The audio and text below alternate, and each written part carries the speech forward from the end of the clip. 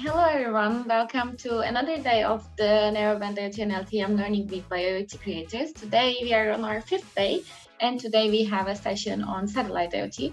Actually, this is the end of the first week of the Learning Week, which the name is kind of tricky because in the beginning we decided to have this webinars, decided to fit all the session in 1 week, but then we really came up with great sessions and great speakers. That is why we decided to extend it to a longer period. That is why name is a bit tricky, and this is the explanation if you ever wondered why we called 10 days, almost 10 days event a learning week. Here is the reason why. Okay, now I would like to continue with the introduction of today's session. I am very glad to have Prasanna here with me today. Today we have our session on satellite IoT, and Prasanna is the Chief Innovation Officer of OQ Technology. He is also a telecommunication engineer with the years of experience in this area.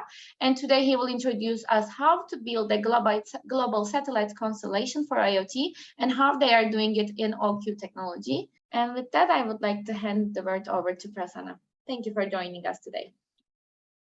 Thanks, Jansit. It was a pleasure hearing you talk. Hi, everybody. This is Prasanna Nagarajan from OQ Technology. I'm Chief Innovation Officer.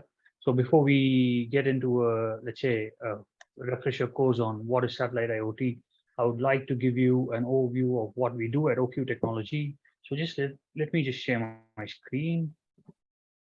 Give me a second, please. Is my screen visible? If you do the slideshow mode. Yeah. Yes, it's working. So to begin with, OQ Technology is a startup established in Luxembourg in the year 2016. We started off by exploring, let's say, the critical pain points of the current customers in the business B2B industry, and also the commercial scenarios. And we realized that though there are a lot of legacy satellite networks that can provide broadband services, or terrestrial networks that can provide broadband services and IoT services, this was still fragmented. And we realized that there is a need for ubiquitous and global coverage for satellite-based IoT solutions, but not just any satellite-based IoT solution, but that's something that's standardized and that can be trusted and reliable. So when we started off in 2016, we presented a feasibility study to the Luxembourg government, and that's how our mission kicked off. We started off by aiming to provide global connectivity using 3GPP standardized IoT connectivity globally to remote and rural areas. Right now, moving on, today's global problem, as we see, is that the terrestrial cellular IoT coverage is limited to less than 20% of the world, and satellite connectivity costs are extremely expensive, even with new entrants in the market which are non-standardized.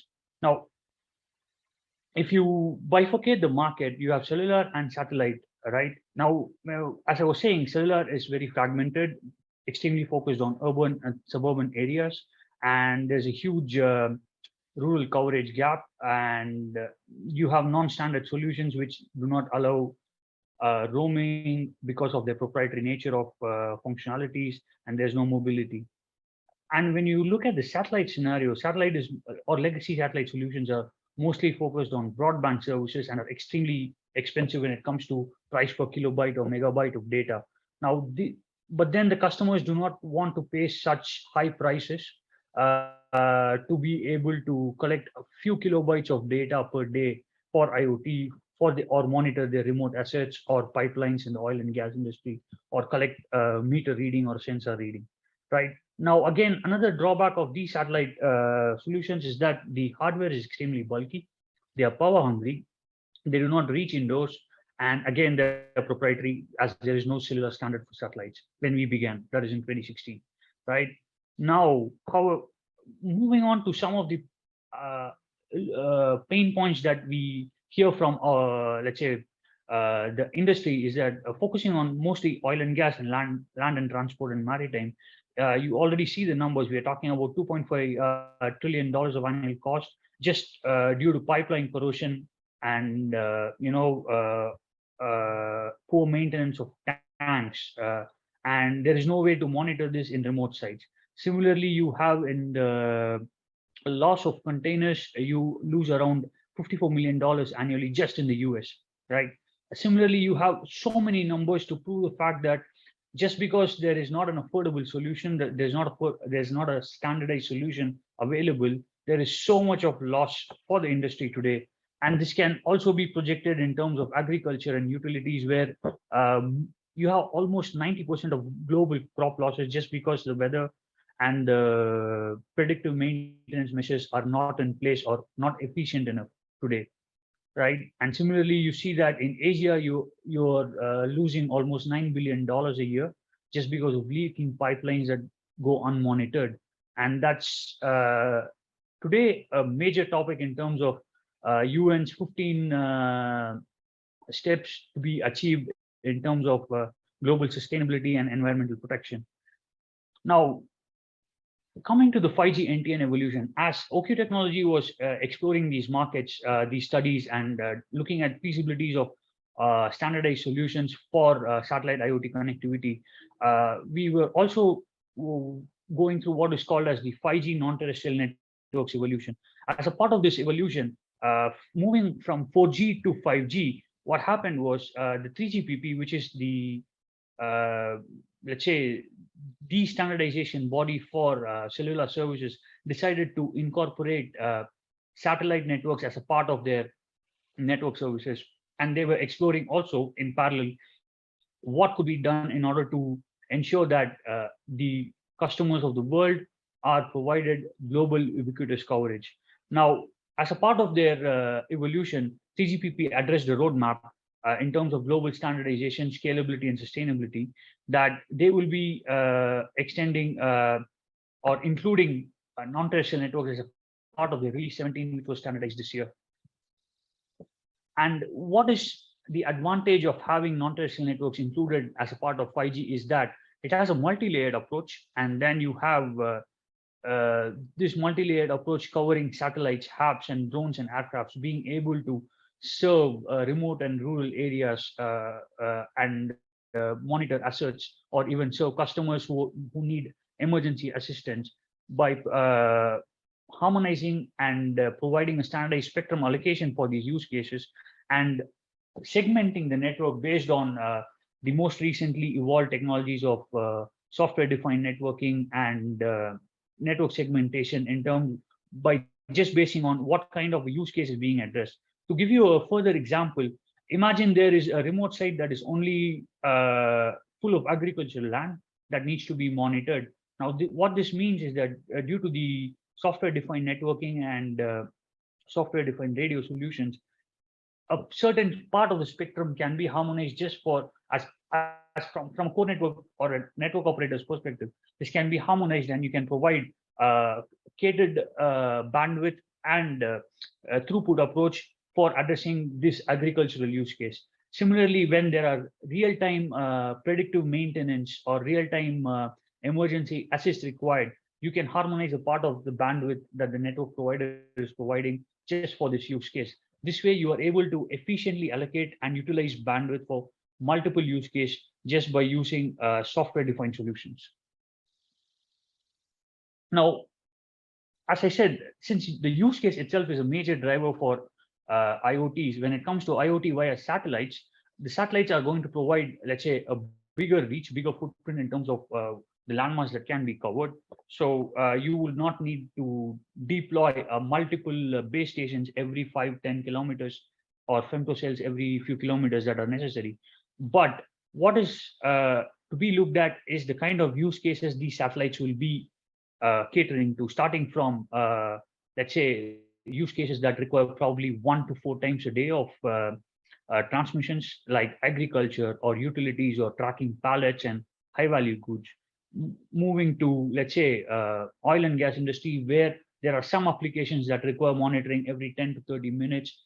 There are applications in maritime. And for example, if you look at, right after the COVID pandemic hit, we have also lost a lot of vaccination doses just because they were not well monitored or well refrigerated due to cooling system failures. So such use cases would require, let's say, anywhere between 10 to 30 minutes of monitoring or 5 to 10 minutes of monitoring. And then we move on to real-time or near real-time applications that still require IoT services like banking, aviation, robotics, smart grids, and so on. And of course, emergency assist. So now, as we build and scale up on such use cases, this becomes a major driver for how one designs a constellation of their satellites and how many satellites you put in your orbit, right? Now, based on taking all this into consideration, the 3GPP standards has discussed at length multiple technical reports and technical studies and classified, let's say, three types of service architectures, starting from the classic backhauling, which has already been in practice, where you have a UE connecting to a base station in a remote site. So this still requires a base station to be deployed at the remote site. And this will eventually connect to a satellite gateway, and the satellite gateway will backhaul everything to the core network. But this is still not viable in the case of IoT scenarios because the IoT sensors and terminals are still expected to be cost effective and inexpensive. Now, if you want to deploy base stations or remote satellite gateways to complement this, it really defeats the purpose of providing affordable and cost-effective connectivity, right? So this still has the issue of limited coverage because when you say you're going to deploy base stations you still have to deploy multiple base stations every few kilometers. So the classic backhauling in itself is an old concept, but still is a part of the standardization for non-terrestrial network deployment scenario. But coming to release 17, what has been standardized today is what we call the transparent payload architecture. Here, the user terminals that we use today for terrestrial narrowband IoT solutions are able to directly talk to satellites, whether they are in the GEO orbit or the LEO orbit or the MEO orbit or even HAPS and drones. And the satellite acts as a transparent payload, or what we call as passive transponders, and they relay these signals back to the satellite gateway, which is connected to the core network and the base station at the network provider's vicinity. Now, this allows for effective cost reduction in terms of deployment scenarios, and multiple use cases can be addressed. Now, we can ask if this is really enough. And my opinion is that this is not, because what we really need is that even if you have a transparent payload, it still is going to suffer a lot of, let's say, channel conditions or what we call as Doppler and delay effects due to the satellite channel or the propagation channel, right? So what 3GPP is talking for standardizing for release 18 and beyond is what we call regenerative payloads. Here, the regenerative payloads will be able to connect to satellites directly, but the satellites are smart. They are equipped with what we call the software-defined radios in the satellites, and they can act as base station. And this allows for, let's say, reduced latencies and propagation delays that can be processed on board of the satellite. Therefore, when the signal arrives on both sides, it is better conditioned and optimized for, let's say, addressing real-time use case scenarios. So this is pretty much the standardized standard is going towards and evolving towards. And when it comes to what OQ has done, even before the standards talking about non-terrestrial networks as a part of their solution, OQ was one of the first companies in the world to validate narrowband IoT waveform in LEO orbit. What we did was we leased a CubeSat in orbit that was already equipped with an SDR. We uploaded our narrowband IoT prototype stack that we are developing in-house, and we tried to communicate with the prototype user terminals that we had on ground. So this allowed us to already validate the physical layer and, let's say, partially the MAC layer of narrowband IoT for LEO satellite connectivity. The advantage of going to LEO orbits for IoT networks is that it is very comparable or near comparable in terms of what can be compensated or pre-compensated for, let's say, the delays. And this is very much in comparison to what you would see for an LTE or a 3G connection in terms of terrestrial networks. Besides this, with a very inventive pre-compensation mechanism, we were able to achieve 99.9 success rates in terms of downlink and uplink synchronization, decoding the information and the broadcast blocks for narrowband IoT. And we were also able to validate that the link budget that was necessary to close the link margins between a user terminal from the satellite was the same as what you would see on a terrestrial networks because of favorable channel conditions, right? What this means for us is that we will be able to use existing terrestrial cellular chipsets to be able to communicate directly to satellites without modification of modification of any power levels or transmitting at a higher power level, which is one of the key factors of depleting the battery life. And also, we do not need to add any external antennas for this. So this allowed us to move on and launch our first demonstrator mission at the Tiger 2. And here we programmed our own satellite with our prototype IoT stack and the prototype terminals. And we were already able to demonstrate to our customers from trial sites in remote locations to be able to transmit sensor data such as temperature, humidity, carbon dioxide concentration, also GPS locations of the satellite, of the user terminal to the satellite, and we were able to retrieve it back at the ground station from our side. And what we also tested as a part of these trials is that we also tried to test if this was going to work in a moving car. So we posted the user terminal inside a car, and we were transmitting our locations on a regular basis from the car, and we were able to monitor it very successfully without any additional modifications on the chipsets. What we aim to offer at OQTech is that we are offering one network which is truly with global coverage without any coverage gaps, and which is going to be ultra reliable and ultra low latency for IoT networks.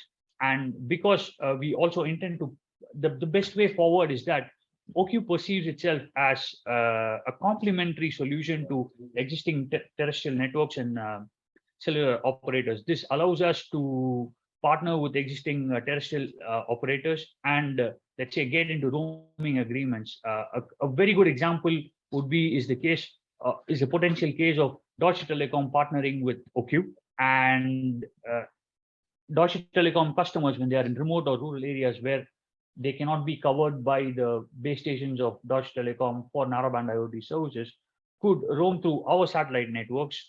And likewise, when our customers are in suburban or urban areas, they would not need satellite connectivities. So they would easily be able to switch to the terrestrial network operators network to be able to roam freely and effortlessly.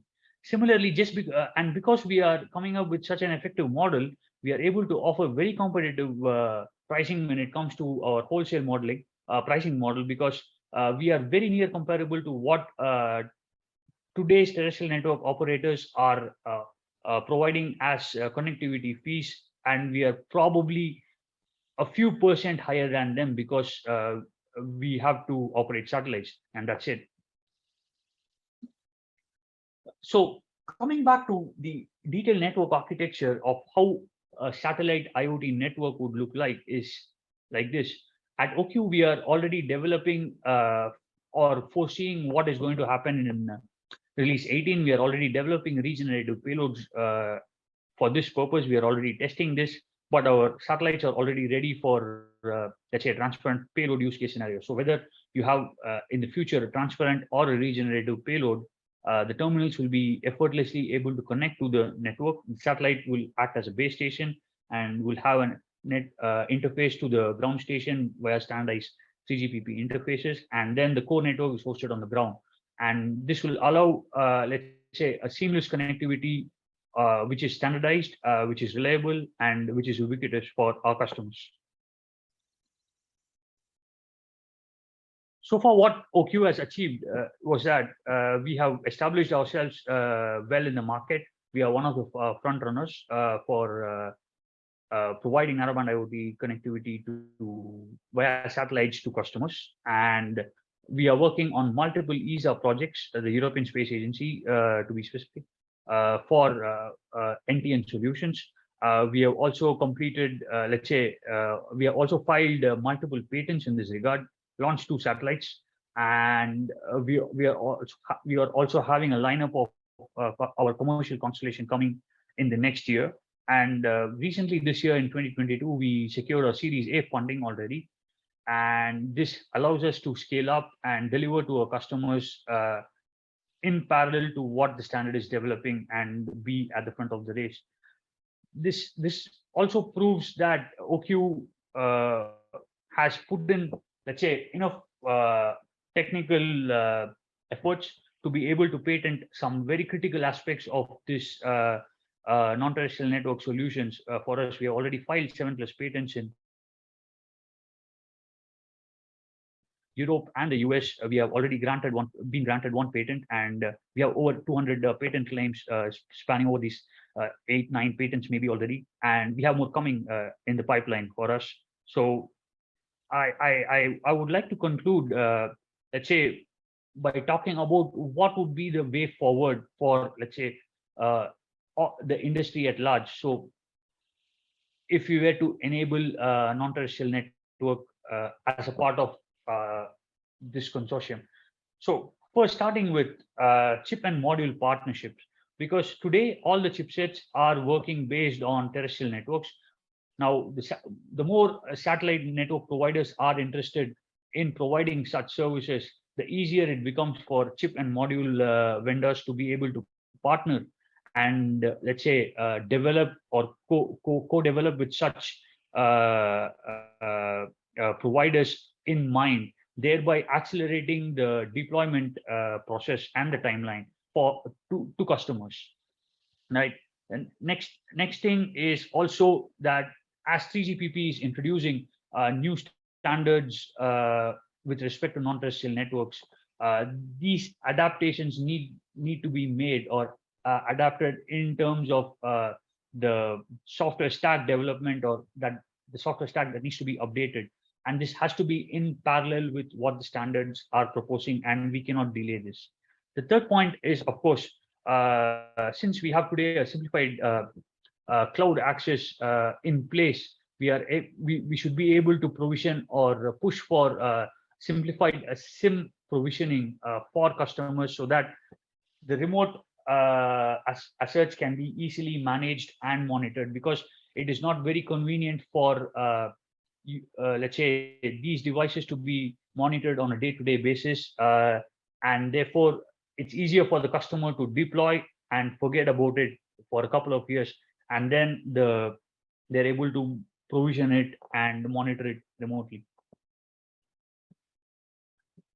And another important point here is, in fact, the availability of a global spectrum. The spectrum plays an important role in terms of what can make or break the solution, because today you have incumbent satellite operators having access to part of the spectrum, and then the terrestrial network providers, they have part of the spectrum accessible via the 3GPP. Now, because 3GPP is trying hard to standardize and harmonize what is being called as non-terrestrial network bands, this I hope will allow for let's say harmony and coexistence of both satellite and terrestrial network operators.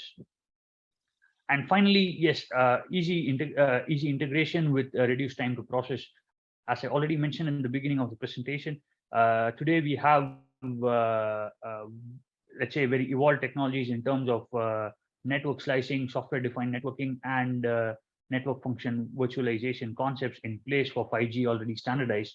So this will allow us to easily integrate, deploy, and operate satellite networks to coexist with terrestrial cellular networks. And I think this is the way forward I see. And for all the, let's say, non-believers or skeptics out there who think that this might not be the right solution for IoT, I would definitely say that I strongly disagree with them, because we see that there's a great potential for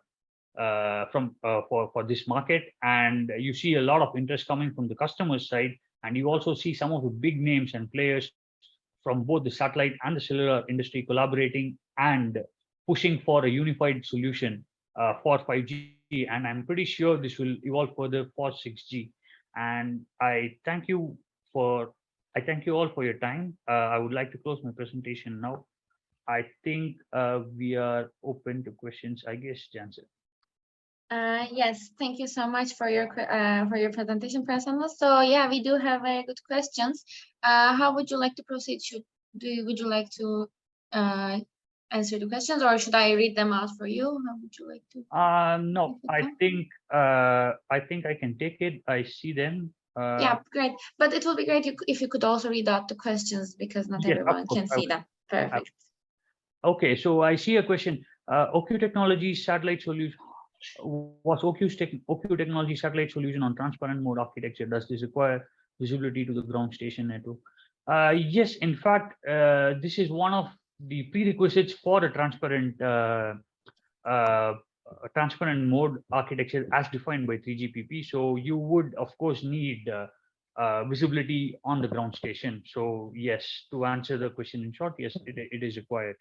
And which ultra low latency are we talking about for IoT? I think I already addressed this, but just to highlight, imagine you can already look at what Apple is doing for its iPhone 14, right? They are trying to provide emergency services. So this will be one ultra low latency scenarios, or let's say emergency alarms. Imagine a use case scenario where there is a pipeline explosion or an oil leak in the ocean. This would be treated as ultra low latency for IoT, right? I'm not sure what it means by reference values. I guess it is following up with the previous question. So can you give some ultra low latency values, like as their reference values? I believe this is standing for that. Okay. I'm not sure I'm allowed to disclose this without an NDA, but yes, we do have reference values for this.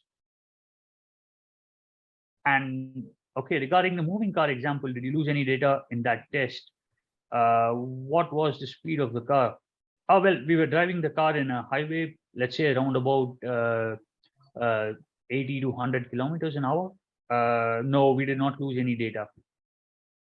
Oh.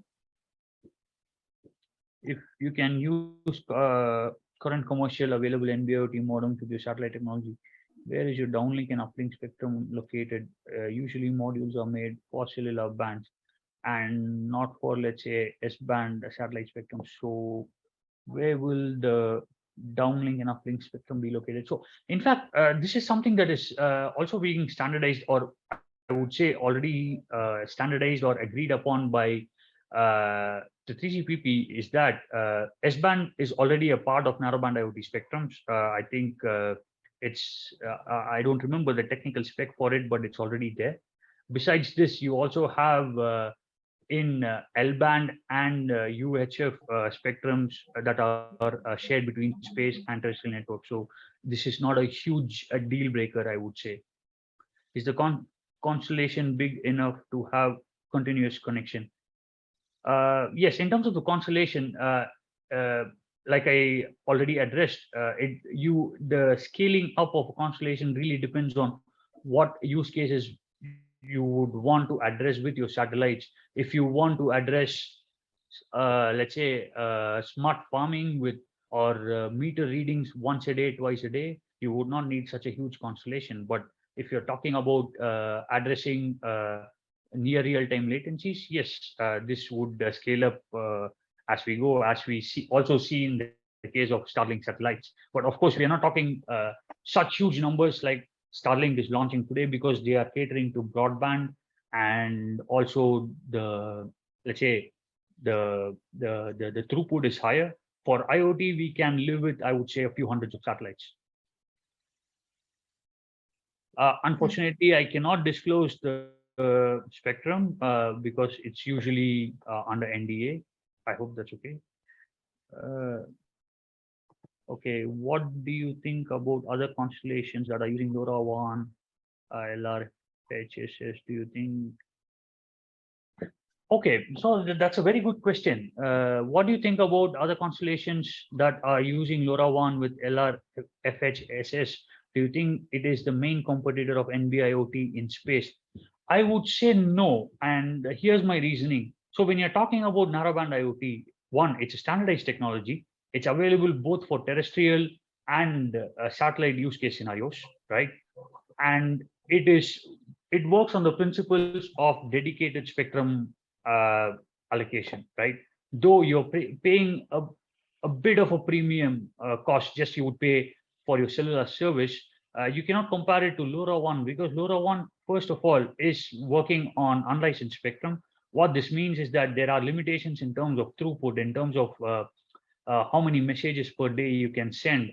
And also, again, when you're talking about LoRaWAN, it's a proprietary technology. You cannot move from one operator to another operator. But when you come to a standardized technology such as narrowband IoT being deployed over satellites, you have the biggest advantage of being able to roam, being able to switch network providers, being able to switch between satellite and terrestrial networks. So all these advantages you lose with LoRaWAN. You cannot do this because LoRaWAN is a localized network. It has its own use case. I agree that it has its own use case. I don't deny it, but it is not, let's say, it cannot be seen as a direct competitor for narrowband IoT over satellites because the ball game is completely different here.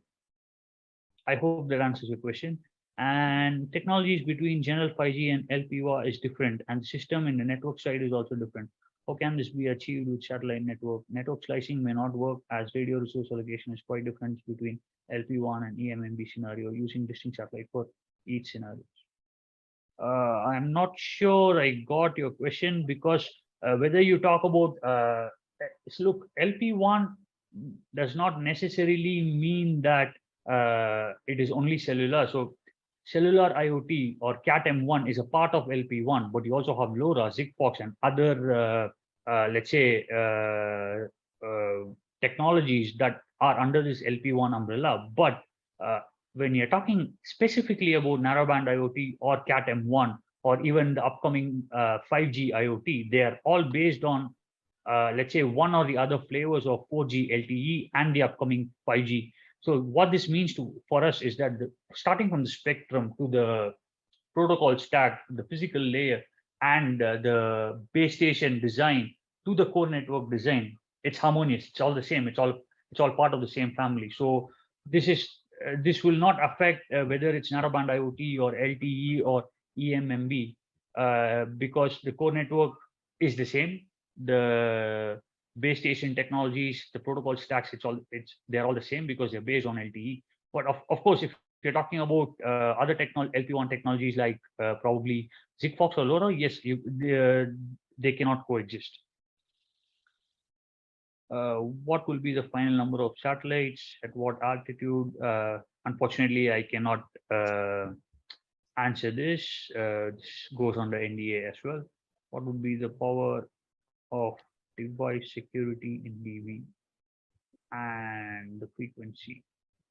Like I said, the goal would is to be in alignment with what the 3GPP standards are offering. So the 3GPP standards are already, let's say, finalizing what kind of power levels you have to transmit. For example, CAT NB1, CAT NB2. This is standardized, the kind of frequencies that you want to do for NR or NB-IoT over NTN. All of this is already standardized. So we are also targeting same bands. Regarding capacity, how many devices can one satellite address with a typical payload, and what is the typical footprint? Well, in LEO orbit, now it really depends on how you design your satellite or let's say size your satellite, as I would put it, and what the bandwidth of this satellite is going to be. If you're talking about only one standalone carrier for narrowband IoT, that is 200 kilohertz, you could probably address a few hundred thousands of users globally. again, if a satellite is powerful enough to cater to multiple or multiple carriers or a bigger bandwidth per se, you can go up to millions. And of course, it becomes that also dictates the size of the satellite, the kind of antennas you're using, and again the footprint. Let's say, I would say, if you dumb things down really to the level of just one beam, which is got let's say a decent link budget, you would be easily covering a radius of anywhere between a radius of anywhere between 100 to 200 kilometers per footprint. Yeah. Thank you, Prasanna. I think we are through with the questions here, but there is one more in the chat, if you can see it, and it says, "Is your constellation LEO, GEO, and MEO? Your satellite constellation?" I The am not question is sure in the chat. Can you see the chat? Yes, we are currently working on LEO orbit. Leo. Yeah. Okay, I hope it answers. And there's a thank you in the chat as well. Okay, if there are no further questions, I think we are through with today's webinar. And thank you once again, Prasanna, for the great presentation and especially the questions. I know we already discussed with you, some things were under NDA, but I guess everything else were very helpful. And everyone else joining the session also, thank you so much for being here. I started to see familiar names, and it's makes us really happy to see you joining our webinars. And yeah, with that, I think we can finalize this week as well when it comes to the learning week. And we will continue on Monday afternoon with energy harvesting technology session. And until then, I wish everyone a very good weekend and hope to see you in the next week. Thank you, Prasanna. Have a nice evening, all of you. Thank you. Bye. Thank you for the comments, everyone.